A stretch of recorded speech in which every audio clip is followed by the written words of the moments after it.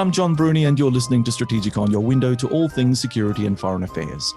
On Sunday, the 14th of February, we in Australia learned of Donald Trump's acquittal from his historic second impeachment trial, triggered as a consequence of over his alleged role in sparking the 6th of January insurrection that saw Trump loyalists storm the Capitol building in Washington, D.C. Joining me from our studio in Adelaide's grand old Epworth building is co-host David Olney. Hello, David. Greetings. And our producer and part-time spiritualist and asker of questions, Tim Whiffen. Part-time spiritualist, yes. Thank you for having me. I've got to find out where that came from. That's a whole other episode. Well, that's when he wasn't here and I had to ask when he was Ghosty Tim. He was Ghosty Tim, so, it's part of our gag now. Right. We just need a Ouija board and everything will be fine. To discuss the whole Trump second impeachment thing and what it means for the United States politically, joining us today is Senior SIA Non-Resident Research Fellow and member of the SIA Advisory Board, Dr. Imad K. Harb, who incidentally lives relatively close to the action in Washington, D.C. in neighboring Virginia. Greetings, Right. Imad. Good evening to you. Good evening to everyone. So I'll kick things off, gentlemen. Imad, I must ask the obvious foreigner question. If Trump was always going to be acquitted, what was the point of having a second impeachment?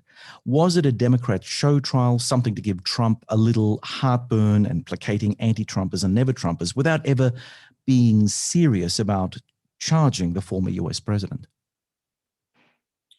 Well, it's a very good question. It's actually the crux of this whole thing.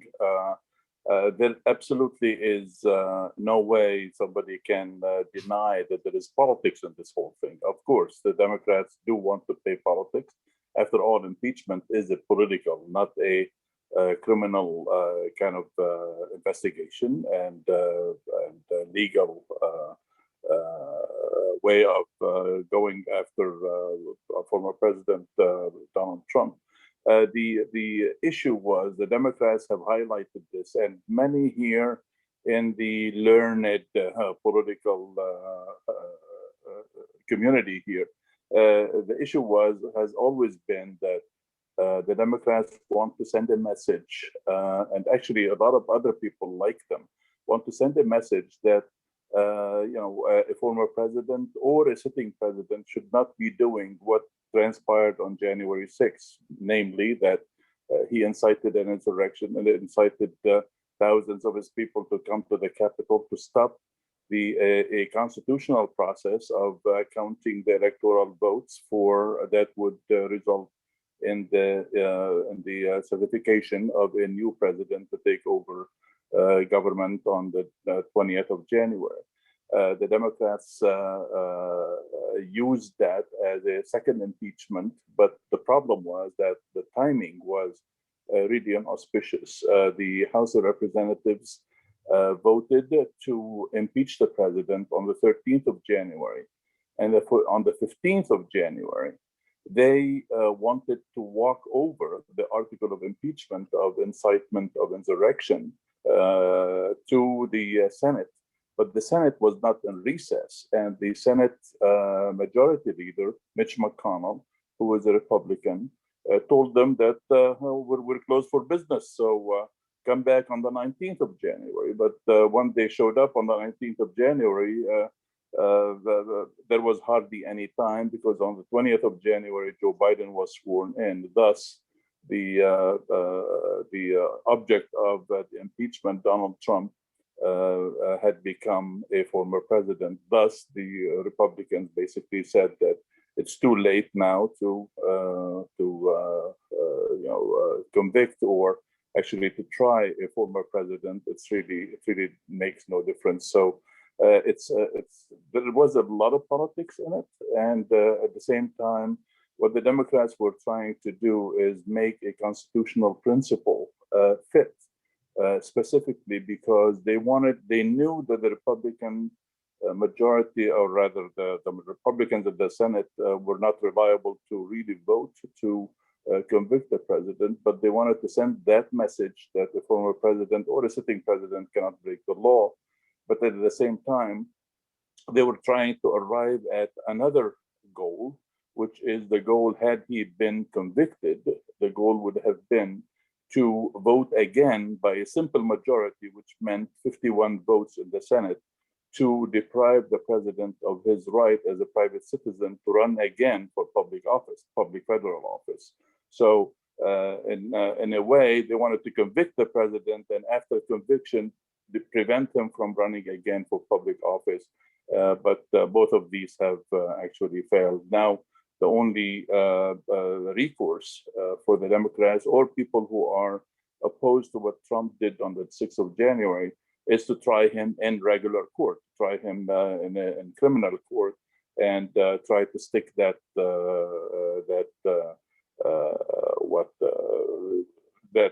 accusation on him in a criminal court. But arguably, Trump and his legal team, as incompetent as they appear, will somehow slide out from under all of this, right? I mean, I hate to be cynical about this, but it looks like that will be the case. Can I jump in here just because something about this whole thing where it next goes to court has been baffling me, and maybe Imad understands this better than we do here in Australia. So here in Australia last week, there were some really interesting interviews in the media here with law professors talking about the third clause of the 14th Amendment, which is unlike impeachment, which is only for a president. The third clause of the 14th Amendment is about stopping anyone holding office or holding office again if they are shown to not be appropriate. So it is not a criminal trial in the sense of the criminal code. It is still a constitutional matter. But what it means is that the Democrats will essentially start that process in the DC courts in front of 3 judges. And that will then, if the DC court, all 3 judges say, no, look, Trump should never hold office again, where it's about 3 judges, not about politicians. That then goes to the Supreme Court, once again in front of 3 justices, and I think it has to be unanimous. So it seems to me that really the only point of the impeachment was to show that even a minority of Republicans are willing to support him not holding public office again. And that this next step, 2 of the law professors I heard talking about this made the point that there are so few people in America that even understand this clause, because the last time it was used was nearly 100 years ago. But it's there, which means it can be used. Yes, that is true. With just slight clarification that thanks for that, because we don't have much information here. Yeah, the 14th Amendment has a stipulation that anyone who has aided and abetted an insurrection against the Union should be barred from office, should be basically fired and barred from office as well. The other clarification is also impeachment does apply to non-presidents, to also people in the federal government, like secretaries of defense and state and whatever federal officers they are. It applies also to judges and to people in the judiciary in general. And the impeachment basically goes the same way. So anyone appointed by the Parliament can be impeached by the Parliament. I'm sorry? Again. So pretty much anyone appointed by Congress can be impeached by Congress because they were the authorizing power. Well, yeah, it's the thing is, the issue is the appointed by Congress issue. Appointed by Congress is the president is not appointed by Congress. Congress just certifies the state's electoral college votes. Mm-hmm. But it's the president is basically is elected by the electoral college, and so the Congress only certifies that. So he's not really appointed. But what happens, for instance, in 1870, there was a Secretary of Defense. At the time, it was the Secretary of War, who had done some bad things, and but he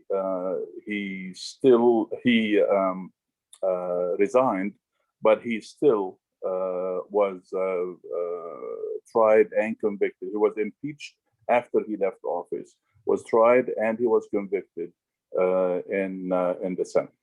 Okay. So it doesn't necessarily have to apply only to sitting presidents. or to presidents in general. It applies to everybody. And the legal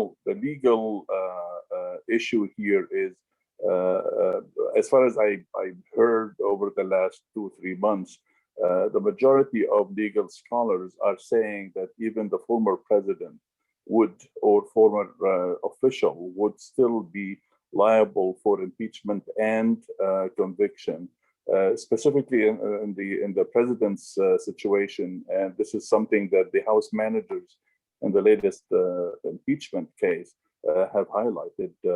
Jimmy Raskin, the director of the boss, so to speak, of the people who tried the president, the top manager of the impeachment hearing, basically said that there should not be a January exception. In other words, if a president were to do malfeasance and were to really do unconstitutional things in the last 2 or 3 weeks of his presidency, and then you bring him to the House for impeachment and later trial in the Senate, and if he finishes his term and he's out of office, then all presidents might want to do some really egregious things in the last couple of weeks of their term, simply because they will be former presidents when the impeachment comes to the Senate and the trial begins. So this is basically the major legal argument for this, that there should not be a January exception to the rules of impeachment. The vote to acquit Trump was not that close at 57 votes to 43. Was this a matter of the system or the swamp looking after itself? I mean, after all, the people in the political elite behind closed doors will take good care not to shaft each other for fear of reaping the whirlwind of public acrimony themselves, right? Well, the swamp is, unfortunately, the swamp is the swamp, and I have the feeling that it will always be a swamp. Washington, D.C. is not really a very politically clean city. But the problem is that, it was actually, I don't want to use the word, but I will use it. It's shameful that 43 Republicans out of 50 Republicans in the Senate would still acquit the president, who was actually truly out there trying to get his people riled up to stop the electoral process from finishing on the 6th of January. So it's really unfortunate that 43 senators did that. What's also more unfortunate is that the Republican Party today, after this impeachment vote, has actually truly proven itself to be really the party of Trump. It's not the Republican Party anymore. There are a lot of people in the party who are really dismayed at what happened, who are really dismayed that so many Republican senators really went off and did not convict him. There is a lot of division within the party. A lot of people are splitting off from the party. On the other hand, there are a lot of party organizations in the different states of the union that are censoring the senators, the 7 senators who voted to convict Donald Trump. Exactly tonight in North Carolina, there is a meeting of the Republican Party of the state to try to censure the senator from North Carolina, who voted to convict the president, Richard Burr, and basically censor him because he voted to convict the president. It's in other states, in Wyoming, for instance, the Republican Party tried to censor what's her name, Cheney, the representative from Wyoming, the daughter of the former vice president. In Pennsylvania, they're trying to do the same thing to Pat Toomey, who also voted to convict the president. So the Republican Party has, in its establishment today, has first of all, it's practically split, but at the same time, those people who are basically considering that Trump is truly their hero, they still believe in Trump, are the majority, which is which does not bode very well for political life or political party life, so to speak, in the United States. David? Imad, we've had sort of the experience of the Tea Party. That was sort of just after the GFC, so that's sort of 12, 13 years ago. So we saw there something like a split off for the Republican Party that sort of was strong for a while and then fizzled. Is there any sense now of what a split in the Republicans might look like and what a new entity might be called or behave like? Well, it's an excellent question. Well, the answer is not there yet. Okay.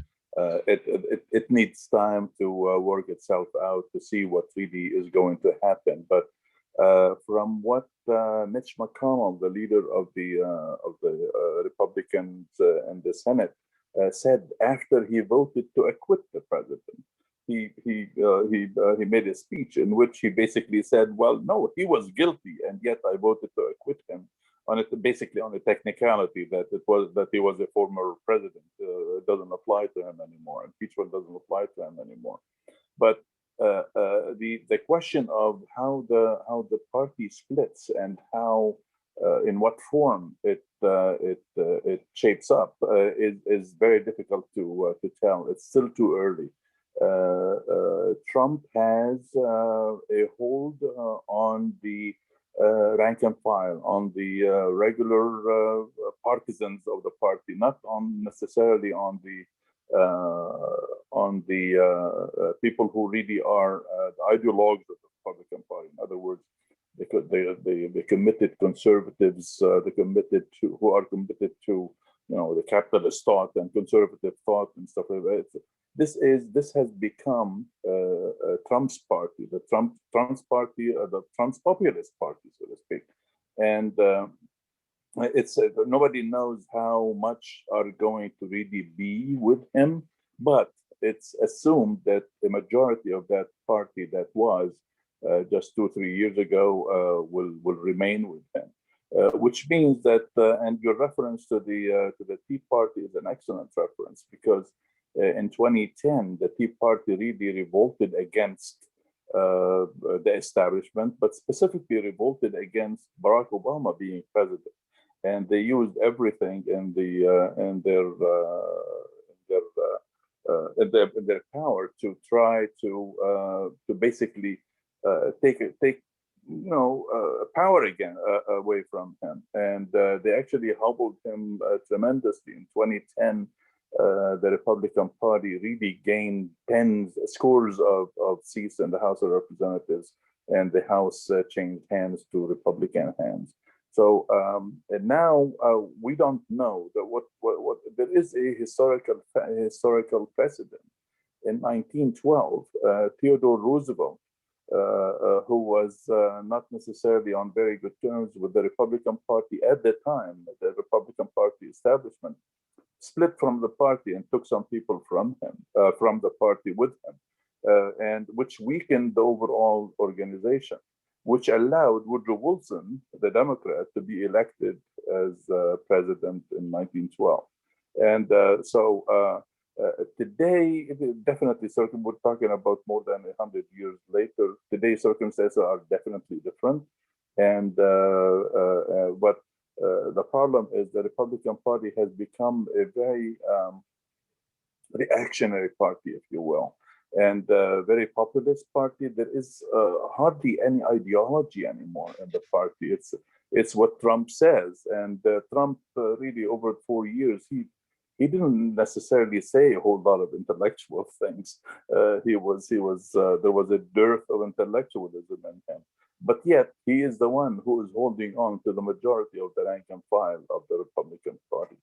What you've just said is really interesting, Imad, but one of the things that I noted is that there are some people who suggest that, yes, while the Republican Party throughout its history has had its ructions and there have been splits, the Republican Party as an institution has never fallen under a bus. It always manages to reconstitute itself after whatever damage has been caused by a split, which leads me to my next question. Of the 74 million people who voted in favor of Donald Trump, are all 74 million people of the same ilk in terms of readily mobilizable assets by Trump loyalists to create a groundswell? Or if we're looking at the 74 million in total, are maybe a minority within that 74 million, maybe about 10 million, another arbitrary figure, able to be mobilized hardcore Trump supporters, and the other 74 million just didn't like Biden? You know, I mean, you have to look at it now from... Yeah, are they voting for Trump or are they voting against a Democrat? Right. What's the sense, the sort of feeling there? Yeah. There are no numbers on that. There really are no numbers on that. But what is in the polls today about how many people do believe that Trump did the right thing? How many people believe that January 6th was a good thing or a bad thing? It's the country is split about two-thirds of Republicans believe that what happened on January 6th was really bad, and they do not approve of what happened on January 6th. Now, whether these can be translated of two-thirds of 74 million is a different story. I don't know if that will be the case, but there will always be a very, very hardcore constituency that will always believe that Donald Trump is their representative. How many of those we don't? I honestly do not know. I don't know if there are any estimates to that effect. But there is something really important here. The 74 million are those people who voted for Donald Trump because he is the Republican candidate. It's not necessarily that they believe that in whatever Donald Trump used to say. I mean, I can't believe that 74 million people would really vote for a person who, for instance, according to the Washington Post tally, lied 30,000 times in 4 years. I don't think that this is really a constituency that believes in everything that Donald Trump said. But there is a certain amount of tribalist thinking. There is a certain amount of identity thinking here, that I am a Republican. I don't care who is the Republican candidate. I'm going to elect the Republican candidate no matter what.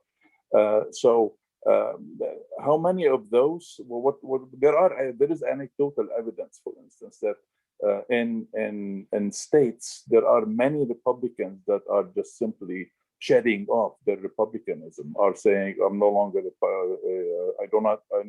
belong to this party. Specifically today, I heard a report from Arizona, the late John McCain's state, that 10,000 Republicans have broken away from the party since January 6th. About 1,800 of them became Democrats. About 400, 600, 500 of them became libertarians, and the rest are neither here nor there, but they're no longer Republicans because of what happened on January 6th. So in other states, that process, I am sure that process is still ongoing, although a lot of the states' Republican organizations are censoring people who stood against Donald Trump in the latest impeachment. David. Imad, if we look back historically, you made the comment that the Republicans really aren't ideological in the way they used to be. So under Reagan, we had a very ideological Republican Party. That's correct. Under Bush Sr., we sort of had the commitment to the same kind of economic policies, but also to the New World Order. The whole thing of stopping short at the Iraqi border rather than taking Baghdad. Right. We then moved to 2000 and we get Bush Jr. moving from being ideological to having the quote-unquote base, relying largely on evangelical Christians. How has Trump benefited from Bush Jr.'s base? Have the base sort of moved their support to Trump? Does he pretend to be sufficiently conservative that the base now realize we want to be in politics, we want to shape the country, and we will put our weight behind whichever Republican leader, gets the most conservative judges on the Supreme Court? Are we seeing any kind of continuity here, or is it a real break from everything? There is and there isn't. Okay, there is a continuity in the idea of conservatism. The Republican Party has always wanted to control the judiciary. They have the Federalist Society that was established in the 1980s has been planning for total control of the judiciary, because this is where the buck stops. Whatever Congress can enact, whatever legislation there is, the courts will be the final arbiter of that. So the Republicans have worked hard on making their brand, so to speak, their conservative brand, stick. But however, what happened during Bush's years, that wholesale belief of the evangelical community in the person up top. I mean, the evangelical community is overwhelmingly Republican. Those were transferred to Donald Trump simply because evangelical community leaders saw in Donald Trump somebody who is going to do what they would like him to do, although he had all that sordid record as a philanderer, as a person who married 3 times, as whatever, right? And a lot of them are still sticking with him despite everything that has transpired over the last 4 or 5 years, from his behavior, his basically immorality, and all that stuff. The problem is there wasn't necessarily a break between Bush and Donald Trump. Bush left office in January of 2009. Obama came in for 2 terms until January of 2017. But in those 8 years, the Republican Party was taken over by the non-Bushers. In other words, was taken over by a lot of demagogues, a lot of people on Fox News, a lot of people who spouted all kinds of ideological nonsense, really. The Rush Limbaughs and the Sean Hannitys and the Tucker Carlson and all these people who are media personalities have really had a lot of influence on the Republican Party and changed it in a very, very populist fashion. We also have to remember that in 2008, the late John McCain, chose his vice president to be Sarah Palin. Yeah. Sarah Palin was a know-nothing, was a nobody, and he brought her in, and she took in. She had a lot of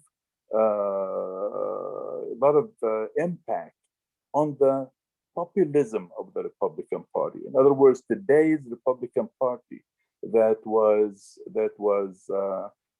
is an heir to the Republican Party of the George Bush's years is a Republican Party that was influenced a lot by what Sarah Palin said. And Sarah Palin didn't really know a whole lot. I know that my friend John Bruni really thought she was going to really. I remember him talking about her in Abu Dhabi. You can cut this out from the video. But Tim won't. Can I state her best line ever for the listeners who may not him sitting remember? across from me and saying, "Oh, she's going to make a big difference." And I told him she's a dumbhead. She doesn't understand anything. But anyway, people. For instance, let me just do this little tangent here. People who are today. There is an organization called the Lincoln Project. These are never Trumpers, people who really believe that Trump really has hijacked the Republican Party of Abraham Lincoln. They're called the Lincoln Project, and many of those people who are now in the Lincoln Project are people who were running John McCain's campaign, and they are the ones who brought Sarah Palin in. And she is the one who had so much influence on the Republican Party becoming so populist. So, it's hard to see when this really started, but the Republican Party since the Reagan years have little by little lost its ideological belonging, lost its ideological underpinning. The good old conservative Ayn Rand kind of capitalism and libertarianism has really changed a lot from Ronald Reagan years to today. Okay, now I have something to ask. Can I just put in my beautiful Sarah Palin comment for listeners who maybe don't remember her? All right. This is so good. A Sarah Palin comment that will stick in my head forever, where Sarah Palin says to the journalist, "What's the difference between a pit bull and a soccer mom?" And the journalist goes, "Don't know." And Sarah Palin says, "Lipstick." Lipstick, yes, Yeah. right, exactly. Yeah. And that sums up everything we need to know. She's the one who coined the phrase, "I can see Russia from my house." That's right. Yeah. Exactly. I remember that. And that's why I was so adamant. That's her foreign policy experience. Right, that's why I was so adamant about her success in the Republican race. So anyway, look, I want to ask you something. It's a bit of an Adelaide tie back. What do you think Rupert Murdoch's media had in pump priming a lot of what we saw leading up to the election of Trump? Now, Rupert is a good old Adelaide boy, so he's also a media titan, the current Citizen Kane, if you will. So what role did he have?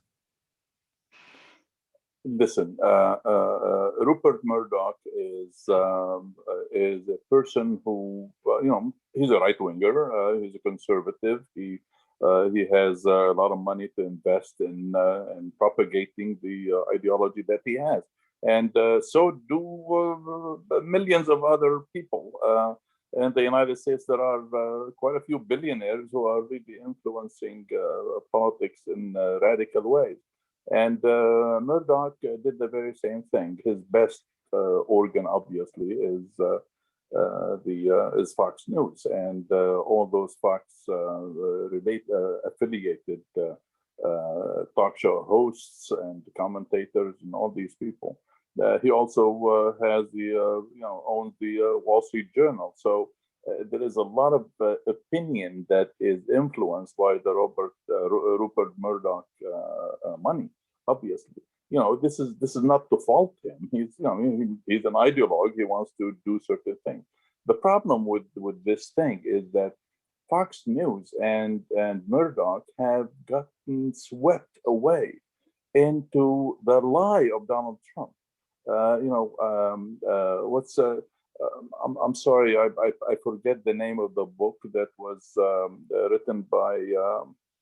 I also forget the name of the author. I'm sorry. Was it The Art of the Deal? We're not talking about that. No, it's not that. This is a book that came out 3 years ago. There was a lot of publicity about it. Fire and Fury? Person who Under Fire, was it Under Fire or Fire and Fury? I think that was the first really good expose of the early Trump White House by Journo. Anyway, he starts his book. He starts his book by talking about Rupert Murdoch, who met Trump, but through some people, and he didn't really know Donald Trump, and once he met Trump, he threw his money behind him and started supporting him. The problem is. Today, Fox News, honestly, I mean, you cannot really look at Fox News in totality. There are those people in Fox News, Chris Wallace and people like that who are still, journalists who really want the truth to be out there. But a lot of the other people have bought into the lie of Donald Trump. I mean, they still don't believe that, or are not telling their people that Joe Biden is the president of the United States. So they have bought into this whole lie, and Fox News is being affected by this. And the problem with it is that even the right-wingness of Fox News is being challenged by other right-wing outfits, like the Newsmax and AON, OANN. One America Network, a news network or something like that. So these are to the right of Fox News. And now Fox News is losing audience to these two networks. Thus, Fox News is becoming even more right-wing than it was before. So Rupert Murdoch is not being the right media person in the traditional sense of a media journalist who has to be objective and neutral and reporting the facts as they are and stuff like that. That's why his son just broke away from him, and he's only one of his sons is really with him on this. So Fox News has not been since the about 10 years ago. The Roger Ailes died, and but after that, a new generation came in that was really horrible as news people or commentators in a sense, Fox News is doing a very bad disservice to American democracy.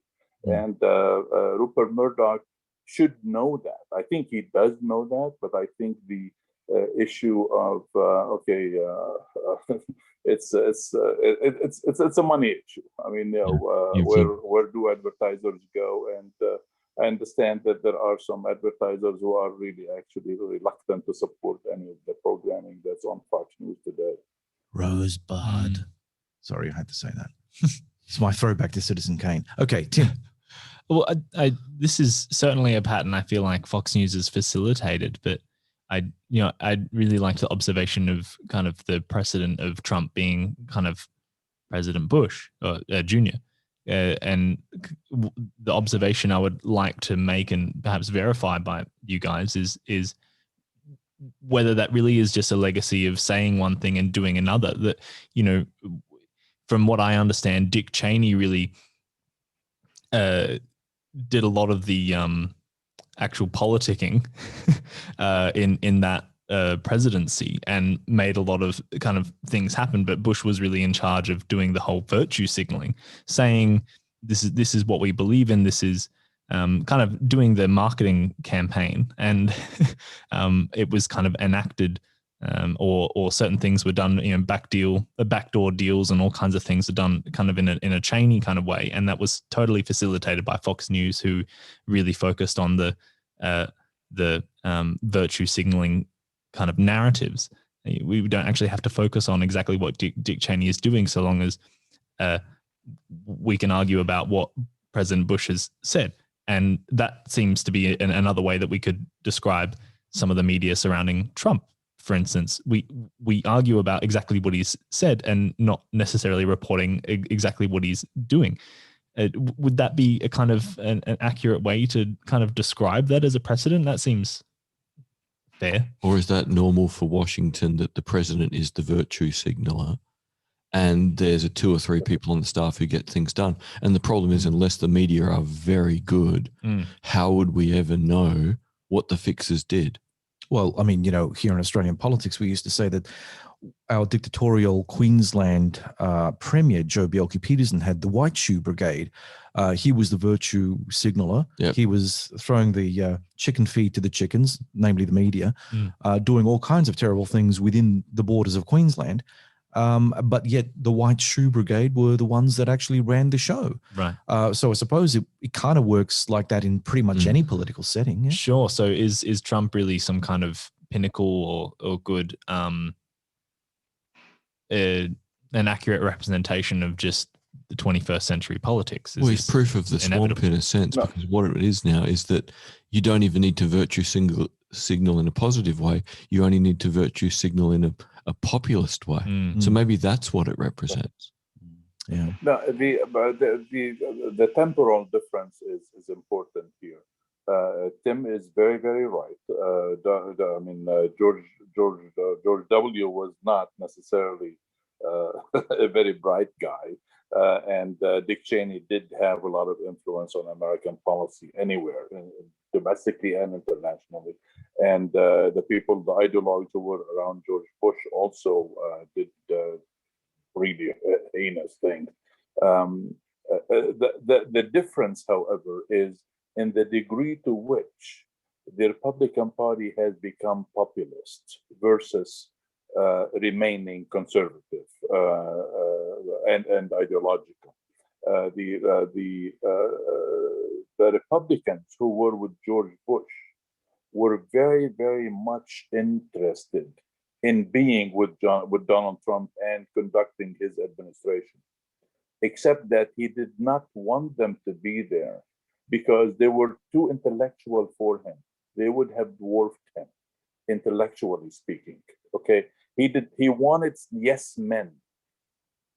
This is why the Rex Tillersons and Mark Kelly, what's his name, the chief of staff, Mike Kelly, or Mike Kelly.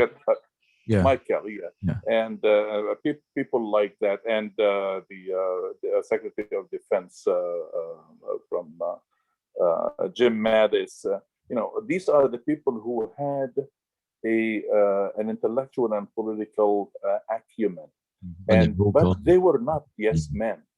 Donald Trump looked for yes men, and the people who served in his administration were yes men. He didn't brook criticism or dissent, and this is why he got rid of a whole bunch of people. He hardly kept anybody for working for him. Imad, if I could just say, we also see this in his legal team as well. Yeah. I mean, he's roped in a cast of clowns, crazy lawyers, absolute clowns, but they're all yes men. And so, no matter how crazy the defense of Donald Trump will be in the civil courts, they will put the best case forward for crazy, right? And so, we see this across the board. It wasn't just a political thing; it's also a legal thing with Trump as well. Right. Yeah. But then, there were those people who actually, the only thing that the Republican conservative establishment truly succeeded at is in packing the courts. And this was the major accomplishment that they wanted to have, which they did. And he appointed something like a little over 200 federal judges, and all of these guys and gals are young people who are going to grow up into that system and become judges later on, and maybe for a long period of time. Okay, Imad, we'll have to wind up, but I've got one final question for you. How do you think history is going to remember the Trump years? I mean, there's been a lot of sleaze, as you said, public dismissals of key administration personnel. We had FBI investigations and, of course, the 2 impeachment trials. You'd think this would be enough to bury the memory of this administration in a mountain of shame, right?